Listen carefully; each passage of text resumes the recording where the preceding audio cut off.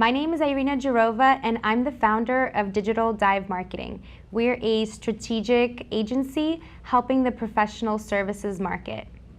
Now, today I briefly talk about the business development process.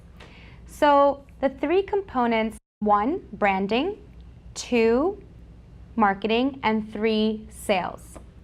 Just to touch upon each one really briefly and to help you understand each one. Branding is, you can translate that to the identity. So if you're just starting out, your branding is really going to be you. It's going to be your face, your name, until people get to recognize you and to understand, more about your company and what you do. Eventually, branding will encompass the entire business development process, meaning that branding will be the hallmark of what your company is, what it stands for, and what kinds of services you provide. So the next component is marketing. Now, I know that marketing also encompasses a lot of things. You think, okay, marketing, I gotta got my business cards, I have to have my logo, I have to have my website. What's important? Well, the most important thing I would say is messaging. Messaging is key. So if you think about marketing, just think messaging. That means that what kinds of messages are you putting out there to the market, and what are you getting back? Are you getting back static, meaning no one's responding, or are people perking up when they see your message, right? And again, it has to be directed towards your ideal clients. You don't want to create messaging for everyone. You want to create messaging for your ideal clients. So, of course, we can get a lot more complicated when we're talking about marketing, particularly if we're talking about building a campaign or, putting advertising costs behind it.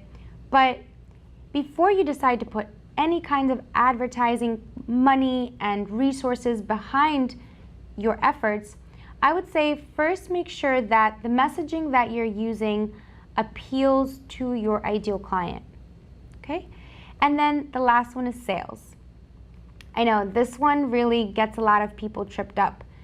But if you think about it as communication, right? Opening up the lines of communication between you and your potential client. The best way to get to close a deal is to first determine if you and the client are a good fit. The important thing is that you sit down, so to speak, with the client and you really hash out the details. And you really want to get all of the facts.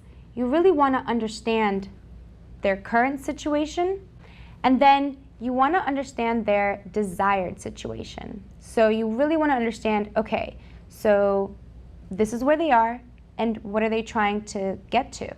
And then, once you understand their current situation, their desired situation, then you can really position yourself as the vehicle for change, for them to get from where they are currently to where they want to go.